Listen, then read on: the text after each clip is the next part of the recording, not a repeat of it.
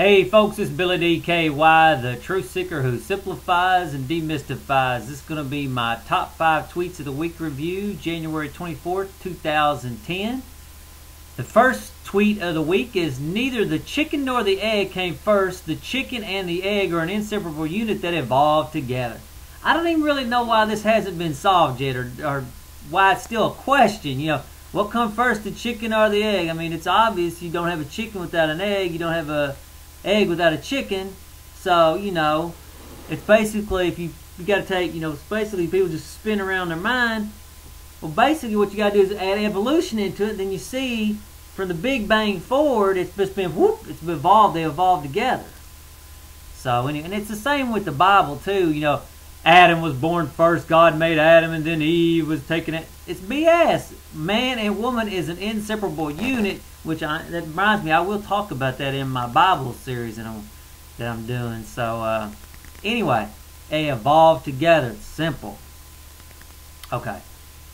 Next tweet of the week: the joy of being unimportant, the misery of being important. Ego steals your joy and replaces it with misery.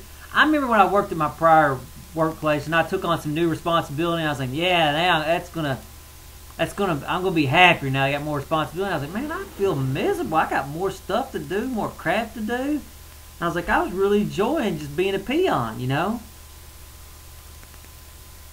But the ego makes you think it's gonna be all good and this and that, but it never is. Well, maybe sometimes it is. And that brings up another point. My stepdad, oh my God, he tries to be important, and he just gets in the way all the time. It's just ridiculous. So so he helped me bring up this next point. The more important you try to be, the less important you will become. Basically, if you want to be important, learn how to stay out of the way when you're not needed, and learn how to come into the picture when you're needed. It's that simple. This is another one, you know, because I was sitting there meditating. Oh, I'm fantasizing about being important. I was just curious, does anybody else fantasize about being important? You got to just let that stuff go. Seriously. You ain't important. Nobody's important. So the real trick is just to realize you ain't important, be okay with it, and just go live your little life and be at peace. That's it. Okay, the next tweet. This is going to be basically what I did. I finally got out. I've got my mission statement, or maybe my little statement about my falling away of growth. So here it is. Falling away of growth is a systematic approach to spirituality which is based on the scientific method and natural principles. So I thought that was pretty cool. If you got any suggestions of modifying or how it should be, let me know. I've been sort of, I don't know, it's just nice to have it, to finally sort of get it in a nice little sentence what you're trying to really get across. Because before I was just sort of winging it and didn't have a clue. And also, falling away of growth to me is nothing more than spiritual evolution. You know, basically up to this point what we have is religions and whatnot. It's basically very egotistical. You know, the Muslims can't get along with Christians, and everybody just can't get along. So I mean, this is basically spirituality without the all the belief systems that keep people from arguing with each other. So, okay. Next tweet. People think I can't know what they don't know. I get this all the time. People say, oh, you can't know that. That nobody knows that. I'm like, well, hell, I do. I ain't claiming to know everything, but I do know a few things that other people don't think can be known. I mean, if you start seeking the truth and learning for yourself, guess what you're going to do? You're going to learn stuff that other people don't know. I mean, there may be other people who know it, or other people who've lived who know it, but you will learn stuff that other people just don't know. Because when you start seeking the truth for yourself, you're not just taking in the TV and saying, whatever the popular culture knows, that's all I can know. And they think that's why I'm locked into it. I ain't locked into the popular culture. I mean, I know what's going on roughly, but you can know a lot of things that other people can't even fathom can be known. I think Lao Tzu said the depth of the sage's knowledge is unfathomable, or something like that. But I'm starting to agree with him. You can know a lot of stuff, especially once you understand that all of life boils down to growing. I mean, you start having a framework where you can put all this other knowledge in, and it starts making sense. And when things make sense, you start learning more.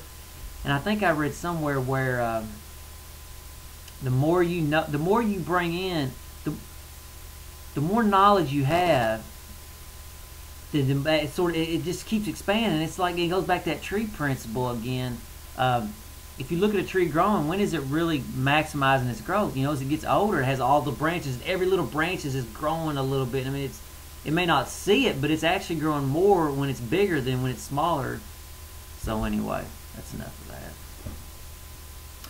Enlightenment is being at peace and harmony with the way life is. And that's really what it's all about. That's all enlightenment's about, is just coming to terms with the way life really is. You're really going to die. I'm really going to die. You know, and it's just being in harmony with that, and being in harmony with the way the life really works with, you know, the growth cycle is expansion, contraction. We don't want the contraction, but we want the expansion. You have to go through the contraction to get the expansion. Just like I talk about on a tree. In the summer and spring it expands, and the fall and the winter it contracts, and then you got the collapse, and then you got rebirth. I mean, I'm not saying you're going to be born again, but I'm just saying, like, societies, they collapse at times and they're reborn, and people fight it and they get paranoid, and like Alex Jones, and it's just not the way to go. I had to tell this story because I thought it was funny. I'm walking down the street, and these Mormons, I see, you know, they got the little backpacks on their bicycle, and you can tell they're on a mission to change the world and enlighten you or save your soul, blah, blah, blah. And I can see them coming, and I'm like, oh, man, these boys are stepping into... It's like throwing a little pit bull into a line. You know what I mean? They think they're the ones that's going to be doing all the preaching and talking.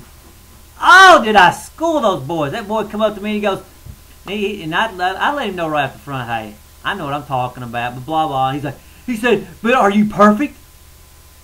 I can't remember if he said Jesus or Joseph Smith was perfect or something like that. And he said, how can you know anything if you ain't perfect? I was like, man, that is the most ridiculous thing in the world. You got to be perfect to know anything. I said, did Einstein know anything? I said, was Einstein perfect? I said, so that debunks your myth. So before we got done, man, I had them eating out of my hand, had them going to my car, and I gave them my little thing and said, okay, you need to go on the internet and check me out. Well, I can't do it right now. Well, do it when you get home in a month after your mission. I said, I'll take one of your Bibles. I'll at least be open enough minded to look at what you got, even though I don't believe a damn word in it. I'll still look at it. And you should do the same. So then that inspired me. I said, you know what? I need to make my own pamphlet that I carry around with me. Not to be annoying like them, but if somebody questions me. So I made my own little pamphlet. Maybe watered out. Following the way it grows. And basically I got all my little stuff there, my 9 principles. And then I got it all summarized, nice in there. So they can read it. Just give them a brief summary. Then on the back, you know, blah, blah, blah, summary and little stuff.